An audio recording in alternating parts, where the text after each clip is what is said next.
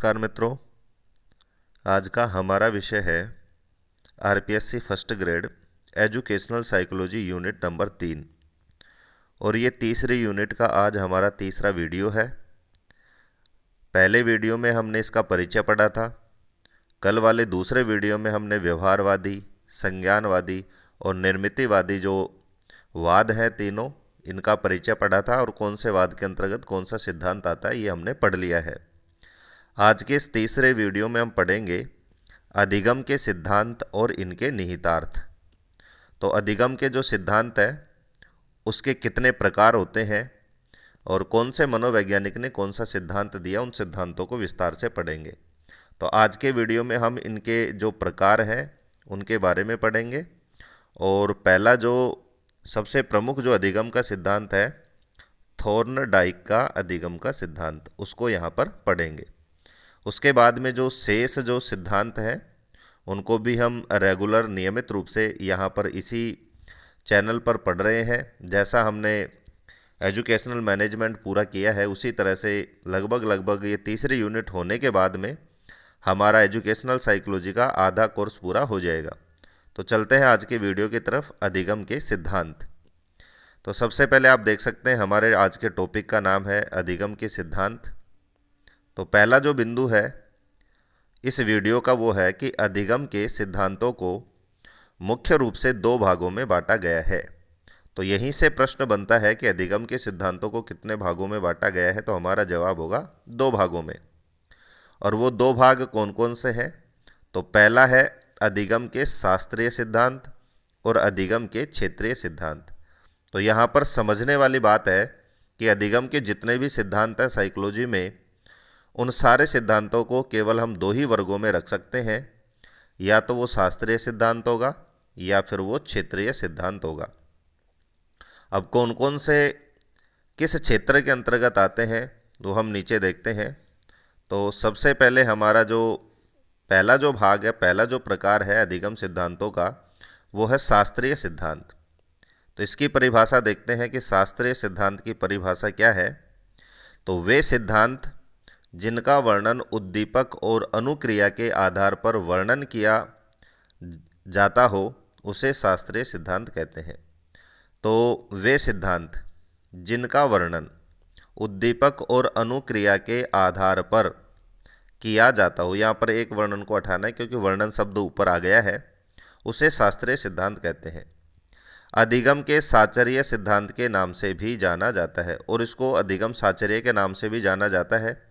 साचर्य का मतलब भी होता है संबंध, क्योंकि यहाँ पर दो चीज़ें होती हैं।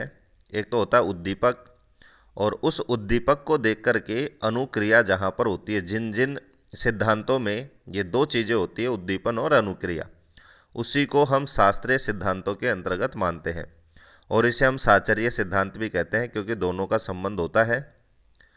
उसके बाद में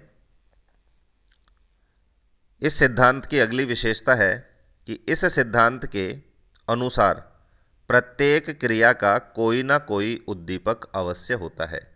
तो ये जो शास्त्रीय सिद्धांत है, ये जो साचर्य संबंध का जो सिद्धांत है, इस सिद्धांत का मानना है कि कोई भी सिद्धांत हो या कोई भी क्रिया हो, उस क्रिया का कोई ना कोई उद्दीपक अवश्य होता है। क्रिया जब ही होगी जब उसके सामने कोई उद्दीपक होगा।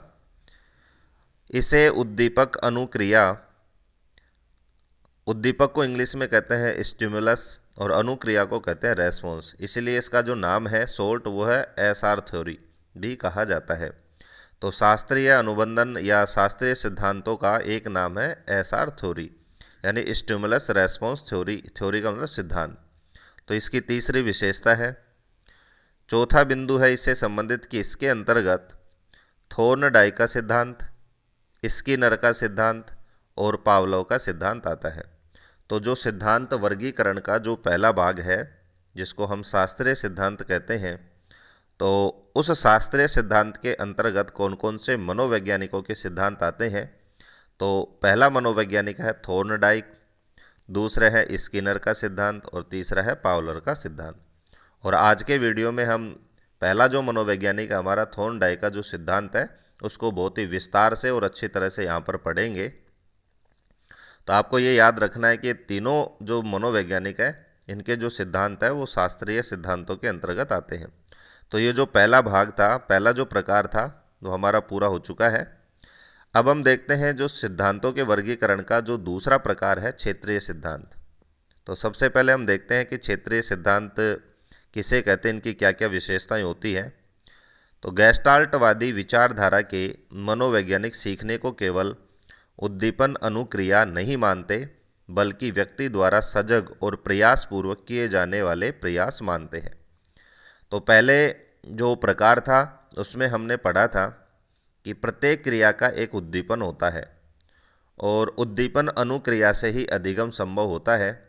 लेकिन जो दूसरा जो प्रकार है, दूसरे प्रकार के जो मनोवैज्ञानिक है जो इसका समर्थन करते हैं, जिसमें प्रमुख जो वाद है वो है गेस्टाल्टवाद, वर्दिमर, कोपका, कोहलर, वो मानते हैं कि सीखना केवल उद्दीपन और अनुक्रिया नहीं है, बल्कि क्या है, जो व्यक्ति सीख रहा है उसके द्वारा सजग और प्रयास पूर्वक किए जाने वाले प्रयास हैं। यानी सीखने के लिए जो व्यक्ति प्रयास करता है उसी से अधिगम हो सकता है। उद्दीपन और अनुक्रिया का इसमें कोई योगदान नहीं है, इसीलिए इसको अलग प्रकार में रखा गया है, क्षेत्रीय सिद्धांत। यह जो सिद्धांत है वो सूझ द्वारा सीखने की विचारधारा पर आधारित है। तो इस सिद्धांत का मानना है कि सीखने में उद्दीपन का कोई योगदान नहीं होता है, बल्कि सीखने में जिसका महत्वपूर्ण योगदान होता है वो है सूझ, यानी व्यक्ति की जो मानसिक जो प्रयास है, मानसिक जो सूझ है, बूझ है, उसी को वो सीखने का आधार मानते हैं। दूसरे प्रकार से संबंधित तीसरा जो पॉइंट है वह है कि इसके अंतर्गत कोहलर का सूझ एवं अंतर्दृष्टि सिद्धांत और कुर्ट लेविन का क्षेत्रीय सिद्धांत आता है। जैसे पहले प्रकार में हमने देखा कि पहले प्रकार में थॉर्नडाइक का, स्किनर का और पावलर के जो सिद्धांत है वो आते हैं शास्त्रीय सिद्धांतों के अंतर्गत, और क्षेत्रीय सिद्धांतों के अंतर्गत कोहलर का सूझ का सिद्धांत, अंतर्दृष्टि का सिद्धांत और कुर्ट लेविन जो मनोवैज्ञानिक है, इन्होंने जो क्षेत्रीय सिद्धांत दिया है वो इसके अंतर्गत आते हैं। अब सबसे पहले हम देखते हैं, क्योंकि हमने देखा कि दो भागों में इनको बांट दिया गया है, शास्त्रीय और क्षेत्रीय सिद्धांतों में। तो जो शास्त्रीय सिद्धांतों में जो पहले मनोवैज्ञानिक है थॉर्नडाइक, उनके जो सिद्धांत है उनको यहाँ पर हम पढ़ेंगे। तो थॉर्नडाइक के सिद्धांत का जो नाम है वो नाम है प्रयास व त्रुटि का सिद्धांत। इससे पहले भी आपने इस सिद्धांत को पढ़ा होगा, लेकिन आज इस सिद्धांत को पढ़ने के बाद में इस सिद्धांत से संबंधित आपका कोई भी प्रश्न बाकी नहीं रहेगा और इस सिद्धांत से संबंधित आपको कोई भी डाउट भी नहीं रहेगा, क्योंकि इस सिद्धांत से संबंधित सारे बिंदुओं को मैंने इस वीडियो में शामिल किए हैं। तो चलते हैं प्रयास और त्रुटि का सिद्धांत। तो सबसे पहले हम देखते हैं इसकी परिभाषा, इसकी विशेषता, कि थॉर्नडाइक के इस सिद्धांत के अनुसार जब किसी व्यक्ति के समक्ष किसी परिस्थिति में कोई उद्दीपन होता है तो वह उद्दीपन व्यक्ति को किसी विशेष प्रतिक्रिया के लिए प्रेरित करता है। तो ये इसकी पहली विशेषता है, क्योंकि हमने शास्त्रीय सिद्धांतों में पढ़ा है कि शास्त्रीय सिद्धांतों में दो चीज़ होती है, एक तो होती है उद्दीपन और एक होता है प्रतिक्रिया। तो इनके सिद्धांत की भी यही विशेषता है कि थॉर्नडाइक कहते हैं कि जब किसी व्यक्ति के समक्ष यानी सामने किसी परिस्थिति में कोई उद्दीपन होता है तो उस उद्दीपन के प्रति व्यक्ति विशेष प्रतिक्रिया को दर्शाता है या विशेष प्रतिक्रिया करता है, इसीलिए इसको हम उद्दीपन अनुक्रिया सिद्धांत भी कहते हैं। आगे देखेंगे, इसको उन्होंने प्रयोग के द्वारा भी समझाया है। तो सिर्फ आपको यही याद रखना है कि उनका मानना है कि प्रत्येक प्रतिक्रिया के लिए कोई ना कोई उद्दीपन जो है वो जिम्मेदार होता है, उसी के कारण वो प्रतिक्रिया करता है। आगे हम देखते हैं प्रयत्न और त्रुटि के सिद्धांत से संबंधित अगला जो बिंदु है कि यदि उद्दीपन के प्रति अनुक्रिया सुखद होती है तो वह उसे पुनः दोहराता है और पुनः पुनः उसे दोहराकर उस व्यवहार को सीख लेता है, और यदि दुखद होती है तो उसे नहीं दोहराता है। तो ये भी अपन व्यवहारिक चीज़ है, इसको मान सकते हैं कि थॉर्नडाइक कहते हैं, ऊपर उन्होंने बताया कि किसी विशेष परिस्थिति में किसी विशेष उद्दीपन के प्रति व्यक्ति कोई विशेष प्रतिक्रिया दर्शाता है। तो अब जो प्रतिक्रिया जो दर्शाता है, जो अनुक्रिया वो दर्शाता है, यदि वो अनुक्रिया सुखद होती है, सुख देने वाली होती है, तो व्यक्ति उसे पुनः दोहराता है, दोबारा दोहराता है, और पुनः पुनः दोहरा करके उस व्यवहार को सीख लेता है, यानी उसका जो अधिगम है वो होने लगता है, अधिगम पूर्ण होता है। और यदि वो ही जो क्रिया है जिसको उद्दीपन के प्रति उसने किया था, तो वो यदि दुखद है, दुख देने वाली है, तो उसे नहीं दोहराता है और अधिगम नहीं होता है। तो इस तरह से आप इसको समझ सकते हैं कि कोई भी चीज़ यदि हमें अच्छी लगती है, उसमें यदि हमारी रुचि होती है, तो हम उसको बार बार दोहराते हैं और याद हो जाती है, और यदि रुचि नहीं है तो हम उसे दोहराते नहीं हैं और याद नहीं होती है। तो ये जो सिद्धांत है, ये जो विशेषता है, वो भी थॉर्नडाइक ने अपने सिद्धांत में बताई है। तो दो बिंदुओं में हमने थॉर्नडाइक के सिद्धांत की जो विशेषता है उसके बारे में पढ़ा। अब थॉर्नडाइक के सिद्धांतों के अनेक नाम हैं और उन नाम के पीछे क्या कारण है, उसको आज मैं यहाँ पर आपसे बिल्कुल क्लियर कर दूंगा। तो आपको ये पता चल जाएगा कि इसके जो नियम का, इसके जो सिद्धांत के जो अनेक नाम हैं, उन नामों के पीछे क्या कारण है। तो सबसे पहला इनके सिद्धांत का जो नाम है वो है थॉर्नडाइक का संबंधवाद सिद्धांत। तो ऊपर हमने देखा कि इसके सिद्धांत का नाम है त्रुटि व भूल का सिद्धांत। तो उसके भी हम कारण पढ़ेंगे, लेकिन जो दो तीन नाम हैं उनके भी हम यहाँ कारण पढ़ेंगे। तो कारण सहित नाम के जो कारण है उनमें सबसे पहला जो नाम लिया है वो है थॉर्नडाइक का संबंधवाद का सिद्धांत। तो सबसे पहले हम देखते हैं कि थॉर्नडाइक का मानना है कि कोई विशेष उद्दीपन किसी अनुक्रिया द्वारा इस प्रकार संबंधित हो जाता है कि भविष्य में उस उद्दीपन की उपस्थिति में वह अनुक्रिया घटित होती है। इसी कारण से यह सिद्धांत संबंधवाद का सिद्धांत कहलाता है। तो नाम का जो कारण है वो इसी पॉइंट से आपके क्लियर हो गया होगा, क्योंकि थॉर्नडाइक मानते हैं कि किसी व्यक्ति के सामने जो उद्दीपन घटित होता है और उस उद्दीपन को देखकर वह व्यक्ति अनुक्रिया करता है, तो इन दोनों में इस तरह से उसी समय ऐसा संबंध स्थापित होता है कि भविष्य में यदि वही उद्दीपन दोबारा उसके सामने आता, उस व्यक्ति के सामने, तो वही जो अनुक्रिया है वो दोबारा घटित होती है। तो इसी कारण इस सिद्धांत का नाम है संबंधवाद का सिद्धांत। तो पहला जो कारण है, पहले जो नाम का कारण है, वो आपके समझ में आ गया होगा। थॉर्नडाइक के अनुसार सीखना संबंध स्थापित करता है। ये परिभाषा, इसको भी आपको याद रख लेना है कि सीखना संबंध स्थापित करता है, ये परिभाषा किसने दी है, तो इसका जवाब हो जाएगा थॉर्नडाइक। तो पहला जो नाम था, उसी तरह से दूसरा जो नाम है जो हमने ऊपर भी पढ़ा है, प्रयास व त्रुटि का सिद्धांत। ये सारे के सारे जो नाम हैं वो थॉर्नडाइक के सिद्धांत के ही हैं, और इसीलिए इस नामों को बताया जा रहा है कि कल भी मैंने आपको बताया था कि किसी एक चीज़ के यदि अनेक नाम है तो आपको उनको ध्यान में रखना है, क्योंकि प्रश्न किसी भी नाम से पूछा जा सकता है। तो दूसरे नाम के पीछे क्या कारण है, इस नाम को, इस सिद्धांत को प्रयास व त्रुटि का सिद्धांत नाम क्यों दिया गया। तो देखते हैं कि थॉर्नडाइक का मानना है कि किसी विशेष परिस्थिति के उपस्थित होने पर जीव कोई अनुक्रिया करता है। ये हम ऊपर भी पढ़ चुके हैं। ये परिस्थिति होगी, उद्दीपन होगा और फिर जीव अनुक्रिया करेगा। ये अनुक्रिया प्रारंभ में त्रुटिपूर्ण होती है, लेकिन पुनः पुनः दोहराने पर त्रुटि कम हो जाती है। इसलिए इसे भूल या प्रयास का सिद्धांत भी कहा जाता है। तो दूसरे नाम का कारण इस बिंदु में हमने देखा कि कोई भी उद्दीपन होगा, उस उद्दीपन को देखकर अनुक्रिया करेगा, और प्रारंभ में जो अनुक्रिया होगी वो त्रुटिपूर्ण होगी, उसमें गलतियाँ होंगी, लेकिन पुनः पुनः दोहराने से जो त्रुटियाँ हैं वो कम हो जाती हैं, और जो सीखने वाला है, या व्यक्ति है या फिर कोई जीव है, वो उस कार्य को सीख लेता है। इसीलिए इसे, इस सिद्धांत को नाम दिया गया भूल व प्रयास का सिद्धांत। तीसरा जो नाम है, तो तीसरा जो नाम है वो है उद्दीपन अनुक्रिया सिद्धांत। तो ये नाम ऊपर भी बता दिया है, या फिर देख लीजिए कि विशेष उद्दीपन के प्रति विशेष अनुक्रिया होती है, अतः उद्दीपन अनुक्रिया सिद्धांत इसको कहते हैं। दो चीज़ें होती हैं थॉर्नडाइक के नियम में, एक उद्दीपन, एक अनुक्रिया, इसलिए सिद्धांत का नाम है उद्दीपन अनुक्रिया सिद्धांत। और उद्दीपन को हम एस से संकेत करते हैं और अनुक्रिया को आर से हम संकेत करते हैं, तो इसलिए इसको एस आर सिद्धांत भी कहा जाता है। तो यहाँ हमने जो तीन नाम हैं, तीनों नामों के पीछे जो कारण है, उन कारणों को यहाँ पर जाना है। अब हम देखते हैं कि थॉर्नडाइक ने एक प्रयोग किया था। तो वो प्रयोग क्या था, क्योंकि कई बार प्रयोग से भी प्रश्न पूछ लेता है।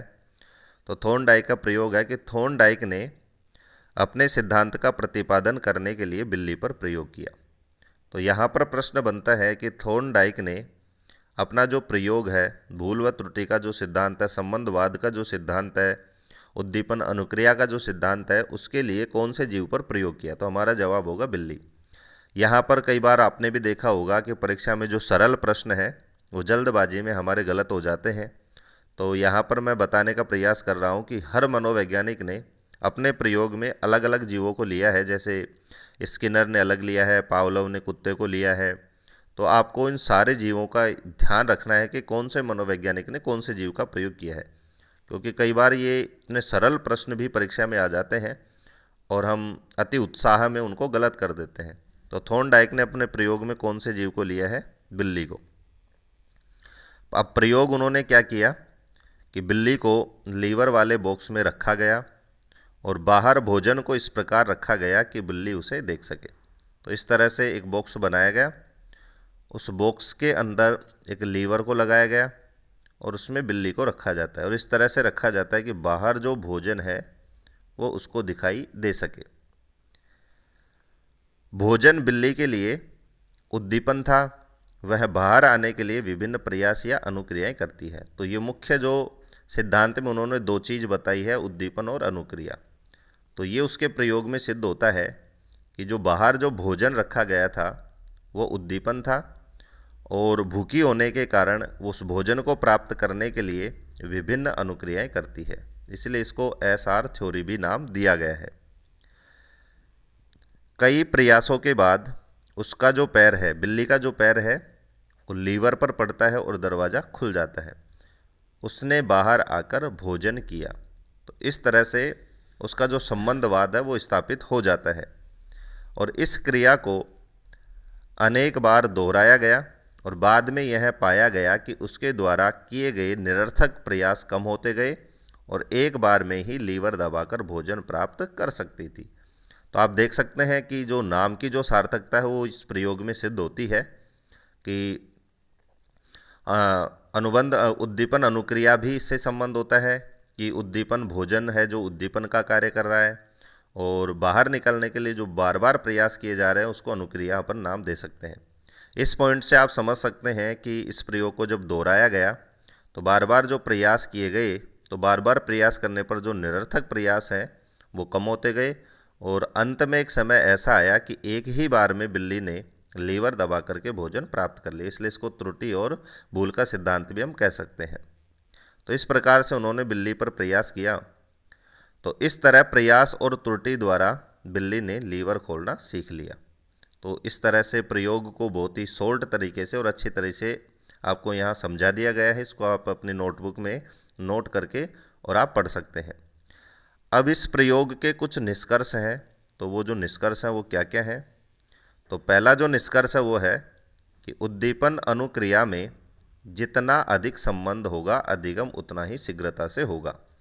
तो दो चीज़ें हैं, उद्दीपन अनुक्रिया, उनमें जितना अधिक संबंध होगा, संबंध का मतलब है कि जितने उनमें अंतरंगता होगी अधिगम उतना ही शीघ्रता से। जैसे बिल्ली पर उन्होंने प्रयोग किया तो बिल्ली भूखी थी और बाहर भोजन रखा हुआ था, तो संबंध दोनों में बहुत अधिक है, भूख और भोजन का। इसीलिए बिल्ली ने दरवाज़ा खोलना जल्दी सीख लिया। यदि किसी पेट भरी हुई बिल्ली को उसमें रखा जाता तो शायद वो उतनी जल्दी उस लीवर को दबाना नहीं सीखती जितना जल्दी उस भूखी बिल्ली ने खोलना सीख लिया था। इस प्रयोग का जो दूसरा निष्कर्ष है कि अधिगम प्रक्रिया में कोई ना कोई प्रेरणा अवश्य होती है। तो थॉर्नडाइक का मानना है कि कोई भी किसी भी प्रकार का अधिगम हो उसमें एक प्रेरणा अवश्य होती है। जैसे बिल्ली के लिए प्रेरणा है भोजन। यदि बिल्ली भूखी भी होती और उसके बाहर भोजन नहीं रखते, उसको भोजन दिखाई नहीं देता, तो भी वह उस बॉक्स को खोलने का प्रयास नहीं करती। तो सारे इसी प्रयोग से आप इन सबको समझ सकते हैं। तीसरा निष्कर्ष है कि अधिगम के लिए किए गए प्रयासों के बढ़ने के साथ साथ त्रुटि कम होती जाती है। तो जैसे बिल्ली ने बार बार प्रयास किया, जब उस प्रयोग को दोहराया गया और धीरे धीरे उसकी जो त्रुटि है वो कम होती जाती है और अंत में एक बार में ही वो लीवर को दबा करके बॉक्स खोलना सीख जाती है। तो इन 3 बिंदुओं से इस प्रयोग का आप निष्कर्ष समझ सकते हैं। अगला हमारा बिंदु है थॉर्नडाइक के सीखने के नियम। तो थॉर्नडाइक के सिद्धांत के नाम हैं, उनके पीछे क्या क्या कारण है वो हमने पढ़ा है। थॉर्नडाइक ने कौन सा प्रयोग किया वो हमने यहाँ पर पढ़ लिया है। अब जो थॉर्नडाइक के जो सिद्धांत हैं उस सिद्धांतों के अंतर्गत उसने कुछ सीखने के नियम दिए हैं और इन सीखने के नियमों को उन्होंने 2 भागों में बांटा है। तो है मुख्य नियम और दूसरा है गौण नियम। तो मुख्य नियम 3 है, गौण नियम 5 है। ये भी आपको ध्यान रखना है संख्या भी, कि मुख्य नियम कौन कौन से हैं और गौण नियम कौन कौन से हैं, उनकी क्या क्या विशेषताएं है, वो भी हम यहीं पर आपके साथ चर्चा करेंगे। तो सबसे पहला तो आपको ये याद रखना है कि थॉर्नडाइक ने सीखने के नियमों को कितने भागों में बांटा है? 2 भागों में। नाम क्या है? मुख्य नियम और गौण नियम। मुख्य नियम कितने हैं? 3 और गौण नियम कितने हैं? 5। तो सबसे पहले देखते हैं मुख्य नियम। ये मुख्य नियम कौन कौन से हैं? तो मुख्य नियमों में पहला जो नियम है वो है तत्परता का नियम। इसकी विशेषता है कि जब कोई व्यक्ति अधिगम करने के लिए तत्पर होता है, उद्यत होता है, तभी उसे सिखाया जा सकता है। यदि व्यक्ति सीखने के लिए तत्पर नहीं है तो उसे सिखाना मुश्किल होता है। ये थॉर्नडाइक का मानना है, इसीलिए इसको तत्परता का नियम कहते हैं। कक्षा शिक्षण में ये जो नियम है बहुत ही महत्वपूर्ण है, क्योंकि विद्यार्थी सीखने के लिए तत्पर हो तभी उसे सिखाया जा सकता है। तो यहाँ पर हम एजुकेशनल शिक्षा मनोविज्ञान पढ़ रहे हैं, तो हर सिद्धांत और हर नियम को शिक्षा से जोड़कर हमें याद रखना है कि तत्परता का जो सिद्धांत है वो कक्षा शिक्षण में क्यों महत्वपूर्ण है।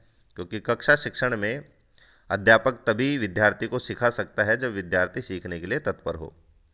इसको बिल्ली वाले प्रयोग से जोड़कर देखें तो भूखी बिल्ली का भोजन को देखकर प्रयास करने के लिए उद्यत या तत्पर होना, यानी बिल्ली भूखी थी इसीलिए भोजन पर्याप्त करने के लिए वो तत्पर थी, उद्यत थी, इसीलिए वह लीवर को खोलना सीखती है, बॉक्स को खोलना सीखती है।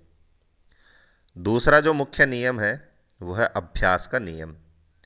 इस नियम के अनुसार जब अनुक्रिया की पुनरावृत्ति करके अभ्यास किया जाता है तो अनुबंध यानी उद्दीपन और अनुक्रिया के बीच में जो संबंध होता है उसको अनुबंध के नाम से जाना जाता है। वो दृढ़ हो जाता है, मजबूत हो जाता है, और अभ्यास के अभाव में अनुबंध कमजोर होता है। यदि अभ्यास नहीं किया जाए तो वो अनुबंध कम हो जाता है। गणित, व्याकरण आदि जो विषय हैं वो अभ्यास से ही सीखे जा सकते हैं। तो शिक्षा में इसका जो योगदान है वो है गणित, व्याकरण जैसे जो विषय हैं जो अभ्यास से सीखे जाते हैं, उसमें इसका बहुत ही महत्वपूर्ण योगदान है। क्योंकि आप स्वयं भी देख सकते हैं, यदि आप गणित जैसे विषयों की पुनरावृत्ति नहीं करते हैं तो आपका जो अनुबंध है वो कमज़ोर हो जाता है और गणित विषय कमज़ोर रहता है। और जो छात्र या व्यक्ति गणित और व्याकरण का बार बार अभ्यास करता है, पुनरावृत्ति करता है, वो इन विषयों में सिद्ध हो जाता है। अगला इसी से संबंधित बिंदु है कि अभ्यास में गलत या अशुद्ध अनुक्रिया करने पर संबंध टूट जाता है और इसे अनभ्यास का नियम कहते हैं। तो जैसे अभ्यास का जो नियम है इसके विपरीत इसी में से एक और नियम निकाला गया है, अनभ्यास का नियम। इसके ठीक उल्टा है कि यदि हम जो प्रयास कर रहे हैं, बार बार जो दोहराव कर रहे हैं, पुनरावृत्ति कर रहे हैं, यदि वो गलत है या अशुद्ध है तो जो संबंध है, जो अनुबंध है वो टूट जाता है और इसे ही हम अनभ्यास का नियम कहते हैं।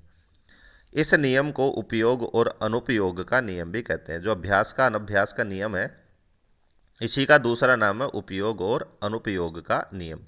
तो हर नाम किस नाम से किसको और नाम दिया गया है, ये सारे जो नाम हैं वो मैंने आपको यहाँ पर बताए हैं, तो आपको हर नाम याद रखना है। तीसरा जो प्रमुख नियम है थॉर्नडाइक का वो है प्रभाव का नियम। अनुक्रिया सुखद हो तो अधिगम प्रभावकारी होता है और उसे बार बार दोहराने का प्रयास किया जाता है, किंतु यदि अनुक्रिया दुखद हो तो उसे छोड़ दिया जाता है। इसे हम प्रभाव का नियम कहते हैं। यानी यदि किसी उद्दीपन को देखकर व्यक्ति या छात्र जो अनुक्रिया कर रहा है वो अनुक्रिया यदि सुख देने वाली होती है, उसका जो प्रभाव है वो सुखद है, तो अधिगम भी प्रभावकारी होगा। और यदि वो अनुक्रिया दुख देने वाली है, कष्ट देने वाली है, तो उसका नेगेटिव जो प्रभाव पड़ेगा उसी के कारण वो अनुक्रिया को व्यक्ति या जीव करना छोड़ देता है। इसीलिए हम इसको कहते हैं प्रभाव का नियम। इसका जो संबंध है वो पुरस्कार से भी हम ले सकते हैं, क्योंकि पुरस्कार का जो प्रभाव है वो भी सीखने पर बहुत पड़ता है। क्योंकि थॉर्नडाइक का मानना है कि पुरस्कार अधिगम में सहायक होता है और दंड अधिगम में बाधक होता है। तो दोनों का प्रभाव अलग अलग है। पुरस्कार का प्रभाव पॉजिटिव है और दंड का प्रभाव नेगेटिव है।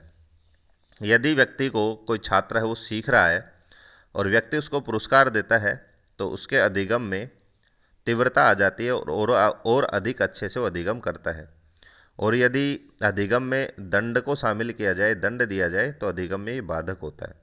तो इस तरह से ये 3 थॉर्नडाइक के जो मुख्य नियम थे उनको यहाँ पर हमने देखा है। अब हम देखते हैं जो दूसरा जो भाग है थॉर्नडाइक के गौण नियम। ये 5 हैं, तो ये गौण नियम कौन कौन से हैं? थॉर्नडाइक के 5 गौण नियम बताए गए हैं। पहला है बहुविध अनुक्रिया का नियम। बहुविध का मतलब अनेक प्रकार की जो अनुक्रियाएं हैं उद्दीपन को देकर उसको करने का जो नियम है उससे हम बहुविध अनुक्रिया का नियम इसने नाम दिया है। अधिगम करता सही अनुक्रिया प्राप्त करने के पूर्व अनेक अनुक्रियाएं करता है और सफलता प्राप्त होने पर सही अनुक्रिया को दोहराता है। तो बिल्कुल क्लियर है, सरल भाषा में मैंने यहाँ लिखा है कि कोई भी अधिगम करता है, उद्दीपन को देख करके अनेक अनुक्रियाएं करता है और अनेक अनुक्रियाएं करने पर जब उसको सफलता मिल जाती है तो जो सही अनुक्रिया उसको दोहराता है। जैसे बिल्ली है, भोजन को देखकर अनेक अनुक्रियाएं करती है और जब उसे बॉक्स को खोलने में सफलता मिल जाती है तो जो सही अनुक्रिया है लीवर को दबाने की, उसको वो दोहराने लगती है। तो ये जो पहला जो गौण नियम था उसकी यही विशेषता है। दूसरा जो गौण नियम है वो है मनोवृत्ति का नियम, यानी उसकी जो माइंड सेट है उसका नियम। यानी अधिगम के लिए सकारात्मक मनोवृत्ति का होना आवश्यक है। छात्र तभी सीखेंगे जब मनोवृत्ति सकारात्मक होगी। तो इसे ही हम मनोवृत्ति का नियम देंगे कि यदि आप सीखने के प्रति पॉजिटिव हैं तो आप अच्छी तरह से सीखेंगे, और सीखने के प्रति यदि आपका जो माइंड सेट है वो नेगेटिव है तो सीखने में भी आप नेगेटिव रहते हैं।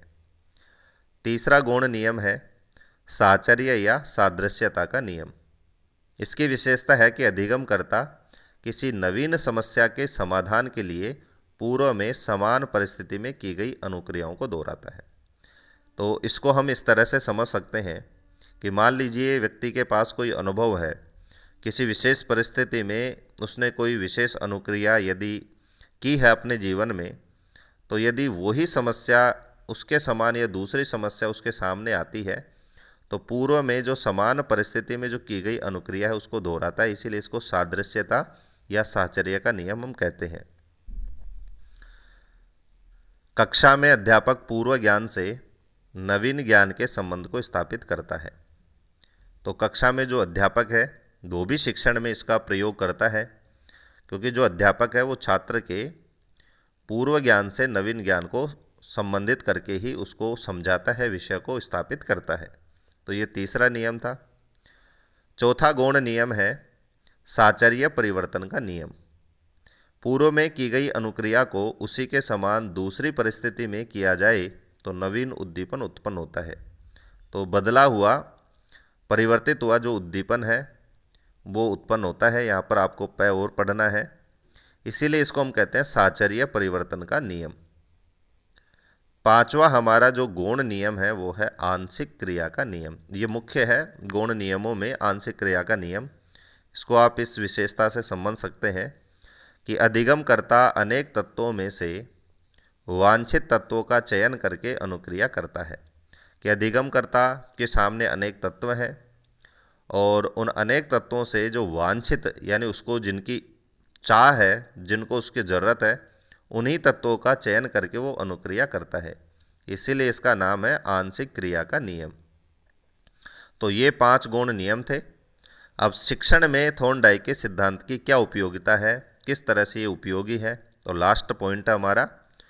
तो बच्चों में आदतें, दृष्टिकोण और रुचियों के विकास में ये सहायक है। यानी प्रयास और त्रुटि का सिद्धांत है वो बच्चों में आदतें निर्माण करने में, दृष्टिकोण विकसित करने में और पढ़ाई के प्रति रुचि जागृत करने में बहुत ही महत्वपूर्ण है, बहुत ही उपयोगी है। क्योंकि आपने ऊपर देखा है कि इसमें रिपीटेशन पे जोर दिया जाता है, बार बार दोहराने पे जोर दिया जाता है और यदि आदत भी आपको विकसित करनी है, रुचि विकसित करनी है, तो आपको अभ्यास या दोहराने पर जोर दिया जाता है, इसलिए बहुत ही उपयोगी है। दूसरे इसकी उपयोगिता है कि मंद बुद्धि बालकों का अधिगम करवाया जा सकता है, यानी जिनकी बुद्धि कमज़ोर है उनको भी यदि एक ही चीज़ बार बार बताई जाए तो उनका भी अधिगम करवाया जा सकता है, उनको भी चीज़ें सिखाई जा सकती हैं। तो थॉर्नडाइक का जो नियम है, जो सिद्धांत है, वो मंद बुद्धि बालकों के लिए भी प्रयोग किया जा सकता है, प्रयोग में लाया जा सकता है। तीसरे इसकी उपयोगिता है गणित, नृत्य, संगीत, टंकण आदि में उपयोगी। जैसा हमने ऊपर पढ़ा भी है कि जो अभ्यास का नियम है वो गणित, नृत्य, संगीत, टंकण यानी टाइपिंग, व्याकरण आदि जो विषय हैं उसमें ये बहुत ही उपयोगी है। तो इस तरह से इन 3 बिंदुओं से आप समझ सकते हैं कि शिक्षण में थॉर्नडाइक का नियम कितना महत्वपूर्ण है। तो आज के वीडियो में हमने अधिगम के सिद्धांत कितने प्रकार के हैं सार के रूप में हम देखें तो वो 2 प्रकार के हैं, जिसमें पहला था शास्त्रीय और दूसरा था क्षेत्रीय। उसके बाद में हमने देखा कि शास्त्रीय के अंतर्गत कौन कौन से हैं, पावलोव, स्किनर, थॉर्नडाइक। क्षेत्रीय के अंतर्गत कुर्ट लेविन का क्षेत्रीय सिद्धांत और वर्दिमर, कोफका, कोला का गैस्टाल्टवाद का संप्रदाय। उसके बाद में हमने देखा थॉर्नडाइक का नियम, थॉर्नडाइक के नियमों के जो नाम हैं उन नामों के क्या क्या कारण हैं नाम देने के पीछे, वो हमने पढ़ा। उसके बाद में हमने देखा कि थॉर्नडाइक ने कौन से जीव पर प्रयोग किया, तो बिल्ली पर प्रयोग किया। किस तरह से बिल्ली लीवर को खोलना सीखती है, उसमें जो उद्दीपन का जो कार्य करता है वो है भोजन। उसके बाद में हमने देखा कि जो थॉर्नडाइक के जो नियम है उसको भी 2 भागों में बांटा गया है, एक तो गौण नियम और दूसरा है मुख्य नियम। तो जो मुख्य नियम है वो 3 है, गौण नियम है जो 5 है। मुख्य नियमों में अभ्यास का नियम, तत्परता का नियम, इस तरह से गौण नियमों में भी जो 5 है जो हमने भी पढ़े हैं उसको आपको सार रूप में भी याद कर सकते हैं। तो आज का विषय आपको कैसा लगा? अच्छा लगा है और आपकी तैयारी में यदि उपयोगी सिद्ध होगा तो कमेंट और लाइक करके रेस्पॉन्स अवश्य दें। और यदि अभी तक चैनल को सब्सक्राइब नहीं किया है तो चैनल को सब्सक्राइब अवश्य कर लें। धन्यवाद।